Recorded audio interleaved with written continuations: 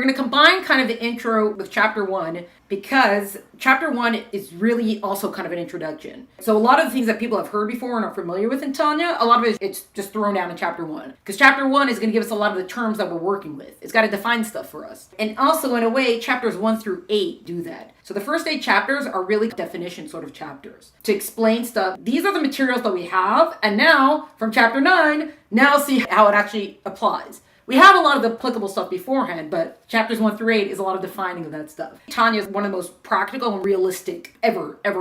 So that's what I want to angle for. And also I don't necessarily want to go in text, not because going in text is going to make it less practical, but when you can focus more on the core concepts of it, it's easier to rope you in to understanding why I think it's so practical and why I think it's so down to earth and so realistic. Because a lot of times, especially people who have a Tanya background, you're learning it as this subject that's talking about this like, oh, I gotta be this Beinoni person. You're like, okay, I don't know who you're talking to, but that's not me, and why are you throwing out these weird words at me? If we sort of take it out of the text a little bit, we can redefine our approach to it and redefine our perception of it, which I think is very advantageous. 1 through 8 is part of doing that. It's giving us the building blocks for what we're talking about, and then from chapter 9 onward, we're going to apply those building blocks. We're going to look for a second. Part of redefining our whole outlook on Tanya is that we also have to understand, at least from this perspective, what Tanya is expected from us. Why are we going to learn it and what's it going to do for us? I tell my other class, look, I can't say if Tanya is going to make you more frum, it's going to turn you into this like Hasidic, who knows what. But guarantee if you allow it, it changes your perspective. You're not going to view yourself, you're not going to view Judaism, even God, all of it is going to be changed if you allow it to. That's a hands down thing that's going to happen. That's like the minimal. Now, going to the intro, you have first some letters of approbation. The people are like, oh, Tanya's a great book. That's why it should be printed. Don't mess up the copies or you're cursed forever. Okay, that's paraphrase. Gotta summarize that very quickly. Then you have also the Alter Rebbe wrote the Tanya. We'll just do it very fast because obviously there's much more to it than this, but just a quick reminder. So you have the Baal Shem Tov, who's born very, very late 1600s. And then going into the 1700s, the Baal Shem Tov is the founder of Hasidism. And if you remember, the Baal Shem Tov's father passed away when he was very young, and he told him 2 things. He said, fear no one but God, and you have to have absolute Ahavas Yisrael. Have Ahavas Yisrael, for every Jew. When you remember those 2 things, you see how those are part of the foundation of Tanya also. You see how the Alter Rebbe built on those. So you see how those beginning of this Hasidic movement, which was now being publicized through the Baal Shem Tov, you see how it's also woven into Tanya. You'll see also how do we get there and why it's so important. So the Alter Rebbe is born in about 1745, lived till about 1812. The Tanya was published in 1798, but it was written, the writing of it happened long before that, because it took several years. It was a very meticulous process. So the Alter Rebbe is the first Chabad Rebbe. When you think about what is Chabad and what is Chabad Chassidus, Chassidus is an approach to Judaism. So Chabad Chassidus is the Chabad approach to Judaism, the Chabad Hasidic approach to Judaism. That's also why the Tanya is so important, because this is our approach to Judaism. And then when you learn Tanya and you learn almost everything that comes after that, you're like, oh, I see where they get it from. I see where the root, the tree trunk is. I mean, it's not all absolutely here, but you see where a lot of it comes from. And you're like, oh, I can see how they built on these ideas to develop them into all these new branches. Rebbeim throughout the years. But when we think of it like this, like, okay. So Chabad is a whole approach. It's using our intellect, using our mind to control our heart, specifically to channel, create, control emotions, specifically Av and Yira, because those are the parent emotions. Love and fear of God are considered the parent emotions, in our service of God, refining ourselves and maximizing our service of God. Tanya is going to give us the Chabad approach to Judaism. That's also part of why it's so practical and realistic. The Alter Rebbe writes an introductory letter to Tanya about, I have to write the Tanya because people used to come to me for Yechidus. It's just become too much. There's too many people, too many questions. I don't have the time anymore to deal with everybody, so I'm writing a book. I know that there's a risk because everyone interprets things differently, everyone sees things differently, but trust me, you're going to be okay. I'm also sort of paraphrasing here. And not only you're going to be okay, but you will find your answers here. So I guarantee that each of us who are looking will find the answers in Tanya. The questions that we have can be answered in Tanya. Tanya is based on the pasuk from Parshas Nitzavim. We know it as one of the 12 psukim. Kikar v'lach adam mod b'ficha v'vavcha lasoso. Thing is very near to you in your heart and your mind to do it. If you actually go back to the parsha where it has that, the Nitzavim is at the end of the Torah. Dvarim. The whole of Dvarim is Moshe's last will and testament to the Jewish people. The whole book of Dvarim, that's kind of what it's considered. So you look at the parsha, you look at the psukim that are around it. Part of what is being said is even only at that aliyah, which is about like 4 or 5 psukim, because Nitzavim is a very short parsha. Moshe is telling them, lo neflesi, Torah is not far from you. It's not across the sea. It's not on a mountaintop somewhere. anymore. It's not like, oh my God, who's going to make this relatable for us? Who's going to bring this down for us? Who can we ever trust to do Torah and Mitzvot? Because it's so far away from us. Rather, so it's very near to you. And if you just think about it, one of the first things that we do when we don't want to do something is that we make it far away from ourselves. If I don't want to have to deal with this, like, oh, I'm too tired. So obviously someone who's too tired doesn't have to do this. Or like, I can't be bothered with this because whatever I'm doing is way more important. If you look at it from the flip side, is the first thing we do is we put it on a mountain somewhere. We put it across the sea somewhere. I can't deal with this. Look at how far away it is to attain. It's beyond my reach. How can you expect me to do something that's so beyond my reach? Now, sometimes when people say it to us, we're like, don't give me excuses, get it done. But for ourselves, we have a lot of excuses ready for ourselves about why we can't do whatever we're supposed to be doing. I don't connect it. This isn't relevant to me. I don't have to give you excuses. You've heard them all before either because they were told to you because you've said them. So we talk about like Moshe Rabbeinu is getting in the right away. No excuses. This is very near to you. So now the Alter Rebbe takes this and he's, remember when Moshe said that this is very near to you? I'm going to prove to you how. Which means that this next section, the whole first section of Tanya, of Likutei Amarim, which is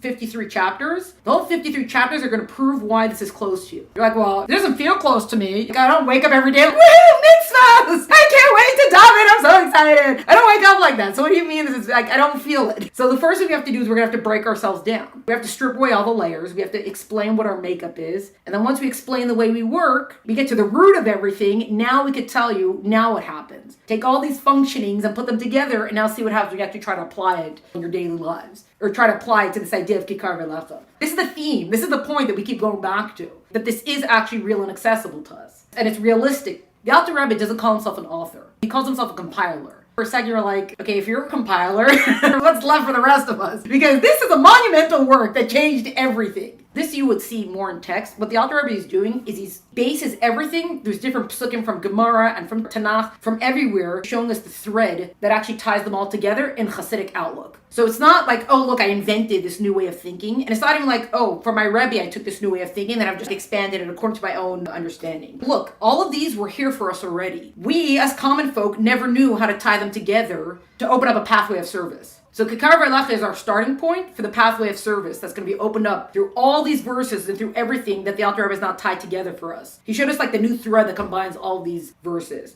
Even taking kikar v'lecha from the simple explanation of what it means, we're not redefining kikar v'lecha. We're redefining our service and pathway to service through kikar v'lecha. So it's not just something that Moshe said thousands of years ago. It's actually, right now, it's real for you. The caveat that we have is that this is b'derech haruka or ktsara. The long, short way versus the short, long way. There's a parable of a guy who's going on a journey somewhere and he comes across a fork in the road and there's a little kid sitting at the fork in the road. He says, I'm trying to get to this city. Do I go this way or do I go that way? So the kid's like, well, do you want the long, short way or do you want the short, long way? I want the short way, short, long way. So he said, okay, you take that path. He takes the path. It's a very short distance to the wall of the city, to where the actual land of the city is. But as soon as he gets there, there's like a massive forest and tangle of who knows what that he'd have to chop through to actually get to the wall of the city to then actually try to even get into the city. So he turns back around and comes to the boy. He said, you said that was the short way. He said, no. I said it was the short, long way. So it can get you there very quickly, but then you still have a whole pathway ahead of you. The long, short way is a much longer distance to travel, but then you're there once you're there. So what does that have to do with anything? We'll see different examples that the Tanya gives us. If we're going to open up this new pathway for ourselves, or see like why this is realistic, or see why kikar v'lecha, this is actually something that's near to us. So there's a short, long way or a long, short way. The short, long way means I could work on something instinctual, because we have an instinctual love for God, which we'll get to. I could work on momentary inspiration, right? You go to the seminar, you go to a weekend, you go to Shabbat, and you're so inspired, but that's not longevity. That doesn't keep you going day to day. That's not putting your nose to the grindstone, getting it done day after day when you're not inspired for it. That's also part of the problem. Some days I wake up and I am like, woohoo, Judaism! And some days I wake up and I'm like, I gotta do this again. Seriously, it's like a 4-day yontif at this point. 7 days of yontif, I'm so excited. What else can we make on Pesach? So what am I supposed to do? Because yeah, those are days where it feels like it's up in a mountain somewhere and it's over the sea. And no, I'm not in the mood. What do you mean it can make it feel like it's always in the mood? So if you take the long, short way, you're working on momentary sparks and sputters. That doesn't help us on the long haul. That doesn't help us on days that we're not in the mood. What compels us to do what we're supposed to do when you're not in the mood to do it? You have to have a stronger undercurrent to get you to do what you're supposed to when you don't want to do it. I mean, ideally, we get to a point where we do want to do it. But the long, short way means that we're going to have to really work on ourselves and we're going to have to dig deep inside of ourselves. We're going to have to tap into and really get in touch with certain parts of ourselves. It's a long and it's a rigorous process. And for some people, people, it's a lifetime that they're battling the same thing. And for some people, they're going to finish one battle to only to have a new battle ahead of them. Also because we're dealing, God's infinite, so you're dealing with infinity. So whatever we're going to be at the end of our lifetime, the journey is important and everything that we put into it is valuable. It's valid. We don't undermine everything if we don't reach level 100. If you started off at level 10 and you end off at level 10, then we got some problems here. But if you start at level 10, you get to level 15, 20, 25, whatever, then that progress is real, even if you haven't reached level 100. The long short way is that I know that the grind is worth it and it's valuable in and of itself, however far I'm going to get. So I got to commit to it day to day because I know that there is value in the grind. The long short way means that we're going to have to work harder for it. It's something that we're actually really going to have to put our effort into. Time from the outset is that no one's saying that it's easy, and it's actually not easy. It's actually pretty hard, but it's realistic and it's attainable. If you're willing to put in the work, you'll get results for it. So that's kind of what we're aiming for. Kind of look at it a different way.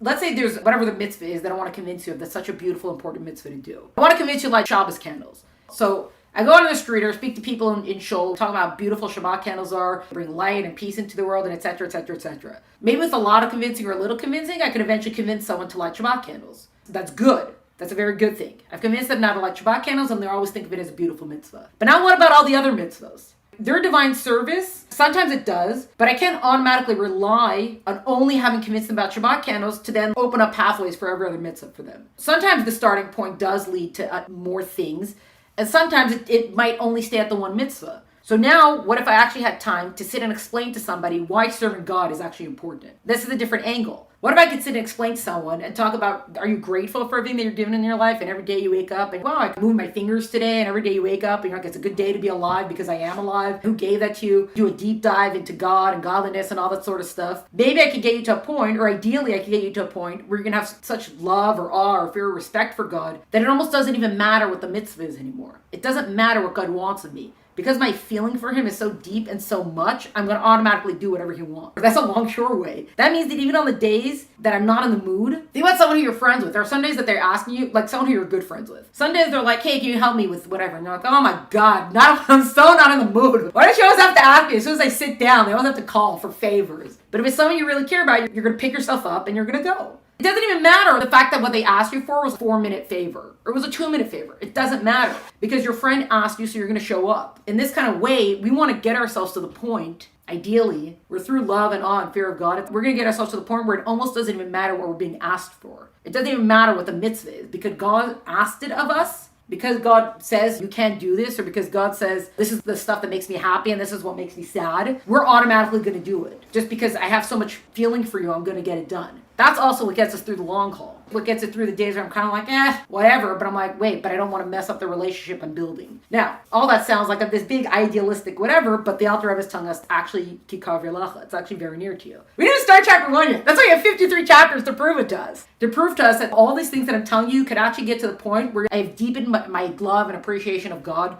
so much that this mitzvah that I'm struggling with, even if I'm not fully on board with it, but how can I not do it if this is what he wants? So that's what it is. Now, quickly, I'm going to kind of dive into the actual first chapter. With everything that we've said, and then going back to the original statement, Tanya is actually very practical and realistic because the Alter Rebbe is going to set up a standard for us that's a pretty high standard. This is the ideal standard for you to reach. And then when you start understanding what that means, you're kind of like, oh, okay, yeah, I'll be there in a minute. When you actually understand this is the level I expect you to reach, it's kind of a little bit more like, or I have a suggestion for a different standard for myself. Do you really think I can reach this? Again, part of the next couple of chapters are going to be this deep dive that we're going to do into ourselves and peeling away all the layers and understanding how we function and all that sort of stuff. There's 2 stories that kind of define for me what Tanya is really all about. One story, Reb Zusha of Attainable. Right, have you ever heard of him? He was a contemporary of the Alter Rebbe, very great individual. There's a lot of amazing stories with him. He was also known for being very humble. So one of the iconic stories that we have for him is that he said, after 120 years, I don't worry that they're going to ask me, why weren't you Moshe Rabbeinu? I wasn't made to be Moshe Rabbeinu. I'm afraid of the day that they're going to ask me, why weren't you Zusha? Tanya is about showing us who that quote-unquote Zusha is. All these things that we go through in our lives and all these things that why do you want this expectation from me, or what do you want from me already, and all that kind of stuff. We're like, hey, let's look at this again and understand. First of all, you got to know what you're made out of. You got to know, why would I have this sort of expectation for you? These things that seem so far away from us, and the Torah's like, no, it's actually accessible to you. It's only because you don't know that you're Zusha, or whatever your name is. Plug in your name here. And if you would understand that about yourself, and if you would understand what your own capacities were, then you would realize that every time that you're saying, oh, this is so far from me, you're limiting yourself. You're hamstringing yourself. Every time that you say, oh, this is not something I can do, it's only because you're not recognizing what you're actually capable of. There are times that God gives us very, very heavy burdens to bear, and you're kind of like, seriously, God? There are days that it feels like that, but Tanya also gives us tools for dealing with it. Tanya is also like, hey, it's okay. We know what you're made of. Remember, we just went through this. We know what you're made of, and we know that these things are hard. That's also a big deal. When you have someone who's telling you, we got through all these things, we set a high standard because we want to have high expectations for you. In so many ways, what Tanya's telling us is, we get it. Or the Alter Rebbe is, through all these psukim and all the things that it's based on, is like, I get it. Don't worry, I understand. Just take a deep breath. God made you. God knows what he gave you. And God understands. He gets it. Thank God God is much smarter than us. Thank God for that. You got to do the best you can. We're not supposed to be perfect. We're supposed to be people who struggle. That sounds sucky, but that's what we were created to be. We were created to be people who are going to engage every single day with this world. And this is a world where we can't see God. If we saw God, there would be no struggle. It would be so obvious. Here, do you want to go into this dark, creepy room? Or would you like these bright stadium lights? What do you prefer? Duh. Well, some people say the dark, creepy room, but we have questions about it. But as a general thing, you're like, here, you want moldy bread or do you want fresh bread? Like, duh. But we don't see it. Tanya knows that too. So all these things are going to be explained to us through all the different chapters. And each chapter that we go is going to build upon what we've established before. First, we're going to dig very deep. Then we're going to start building, and we'll see how it all comes together. So that's why it's so realistic. Because Tanya's telling you, you're not supposed to be Moshe Rabbeinu. You're supposed to be Zusha, whatever your name is. Now that I told you that you're supposed to be Zusha, you have to know who Zusha is. And once you're going to know who Zusha is, you'll understand now how you can actually become Zusha. And then the other thing is, this is kind of a similar story. I think Chabad made a video of it. This happened with my great uncle. My great uncle's name is Rabbi Moshe Yitzchak Hecht, and he was sent to Connecticut to set up a Chabad house and to set up schools. He had a lot of stuff going on to build up the Jewish community there, etc. So there was a lot going on. He felt very weighed down by everything that was going on. A lot of demands on his time. So in 1974, he wrote a letter to the Rebbe. Basically, he said, after 33 years of work, I feel like I'm back to square one. I feel like I haven't accomplished anything. Things that I've set up, they're not merging together. Things are not working out the way I expected them to. I can't anymore. This is too much for me. Let the Rebbe help and do all he can. And let's get some miracles going. Get me out of here, Paraphrasing again. He didn't say those specific words. That's kind of what it was. So the Rebbe wrote back to say, I've already followed your advice to send help. I sent Moshe Yitzchak Hecht to your city. And apparently, you're still not familiar with him and his capabilities. So whatever the case, you should get to know him and everything will immediately change for the better. You're feeling so overwhelmed right now. Well, because we're human, so we feel overwhelmed. But you got to know yourself and you got to know what you're capable of. When we can recognize this and recognize what we have in our corner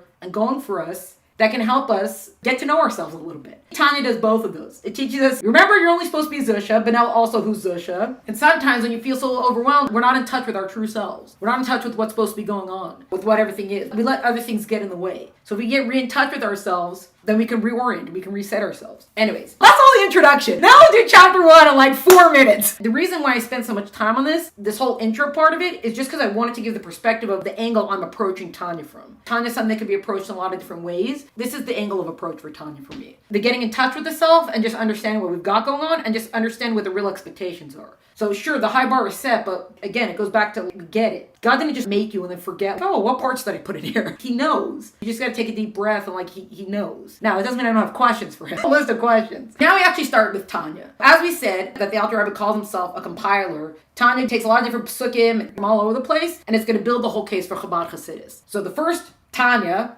means it is taught. That's where the name comes from. So Paragim of Nidas from the Gemara.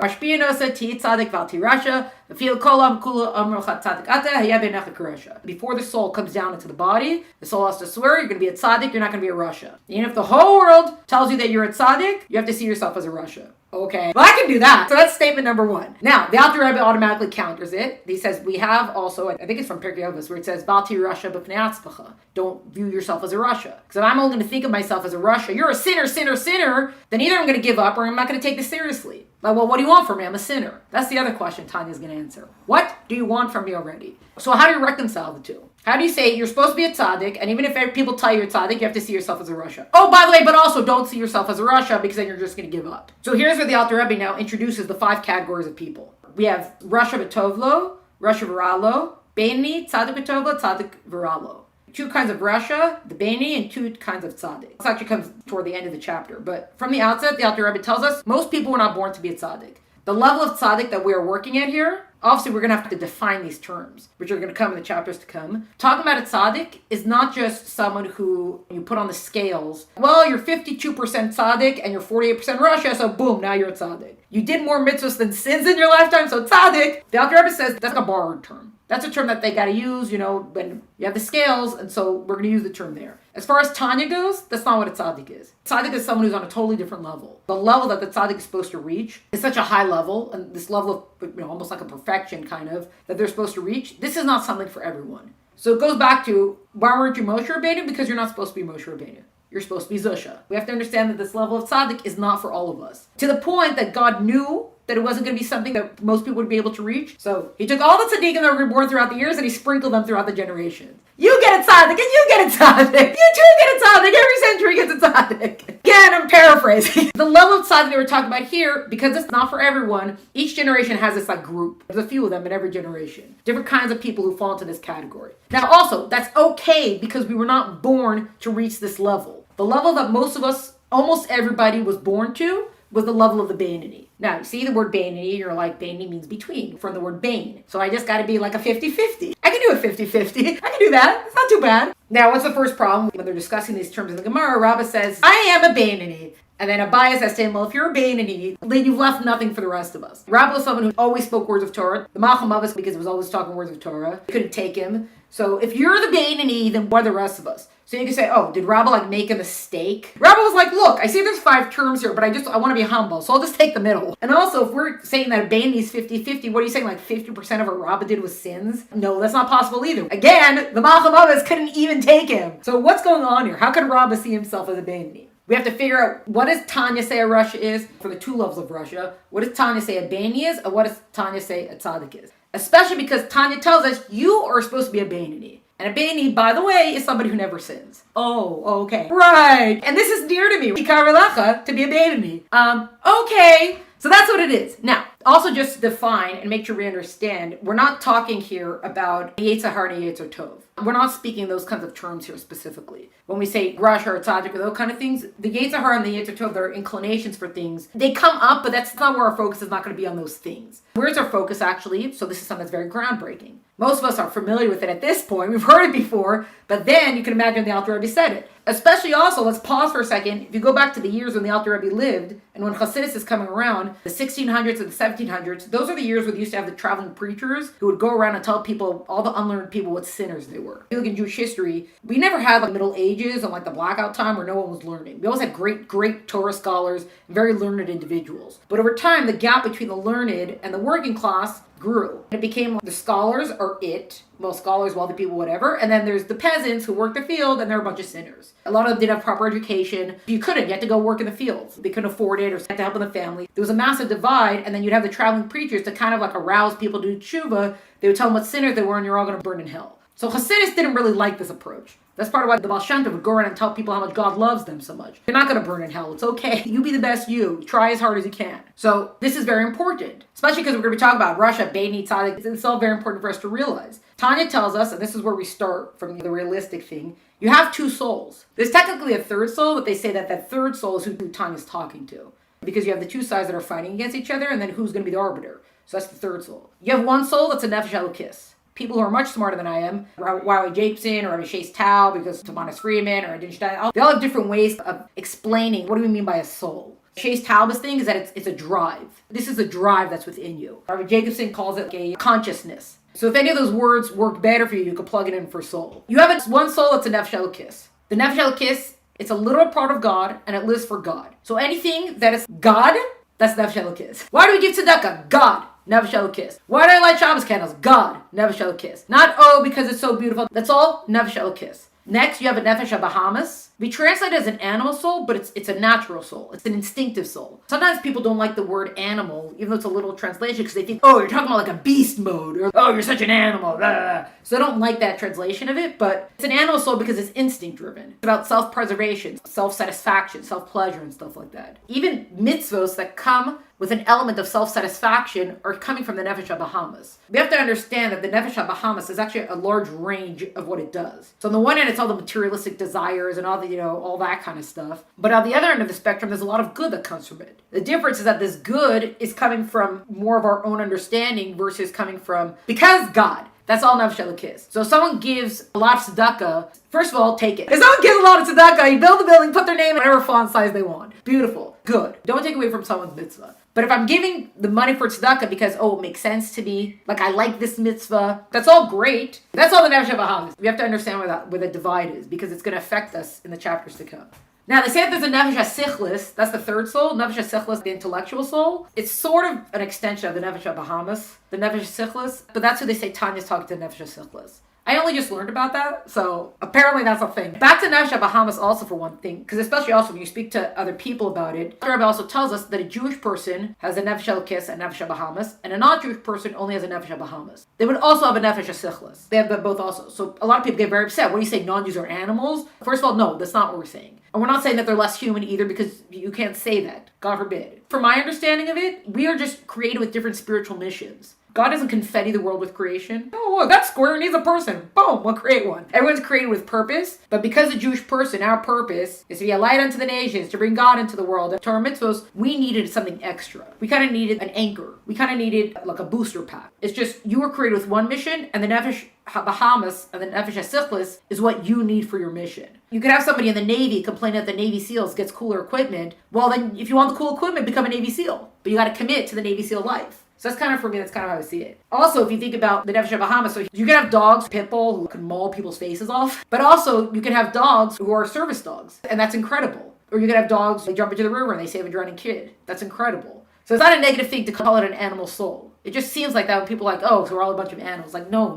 that's not what that's not. We're just talking about what the nature of that soul is. Now, these are very important because you have these two souls who don't function the same way, that their nature is different and they're supposed to coexist in the same body. So they're different. So this is part of everything. And if you say, okay, we're going to strip down and look into ourselves, and you just told me I have two souls are coexisting in my body and they do not function the same way, they don't want the same thing. One soul is just God. The other soul is like, ooh, is that a cookie? It's not evil. And that's also important. It's not evil. It's not, such a sinner. No, it's just, this is what it was made to be. And our job is to kind of like, woo, come this way. The best example of Nefesh HaBahamis is kind of like a toddler. So toddlers are so adorable and they're so cute. And then sometimes they pick up a knife and they're like, look what I found. And we're like, whoa. Give back the knife. Or like, they climb on the bookcase and they're standing on the top of the bookcase. And they're like, look, I'm going to jump. And you're like, oh, no, you're not. Get down from there right now. So sometimes the Nefesh HaBahamis is kind of like the parent running after the toddler. The Nefesh HaBahamis is going, hey, no, don't go there. Don't touch the stove. That's bad for you. It's going to hurt. But obviously in the spiritual sense. Anyways, let's wrap up here. We didn't get to everything totally, but I think that's a good enough introduction because we're going to return to, even where it says Kedusha and Klipa and Sitra Achra, all of these things are going to return to soon in the coming chapters. So we're going to get to all of it. The biggest thing is chapter 1 tells us there's 5 different kinds of people. It tells us that we're going to be a Beinoni. This is the ideal for us to become a Beinoni. A Beinoni is not someone who's 50-50. Beinoni is not even someone who's 75-25.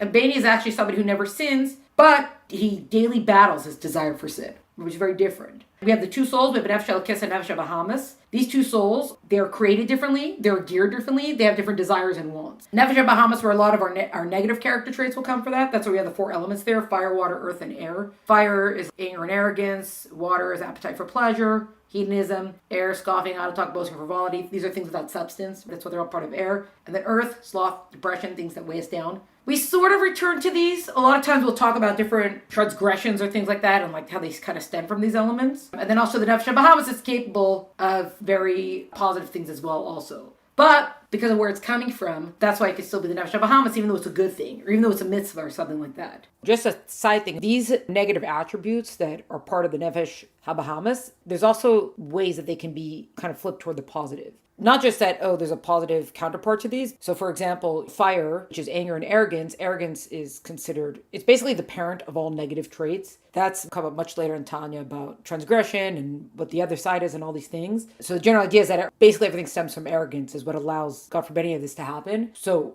how can you say that there's arrogance, that there might be a positive part to arrogance, but it can be used judiciously in a positive kind of way if someone uses it to refrain. A sense of arrogance that's like, no, I'm better than that. I'm not going to go there. I'm not going to cross the line because I'm better than that. So frivolity or things that are considered without air, without substance, messing around, just joking around, that kind of stuff, just considered a waste of time. What are you doing? But everybody knows that every rabbi starts their speech, the sermon, with a joke because laughter opens people up, wakes people up, and it opens people up. So that would be an example of using something like frivolity in positive sense. Tanya gives this example, quotes from the Gemara gives this example, chapter 6, 7, 8. We're going to see more about this. So this is basically what chapter 1 is about.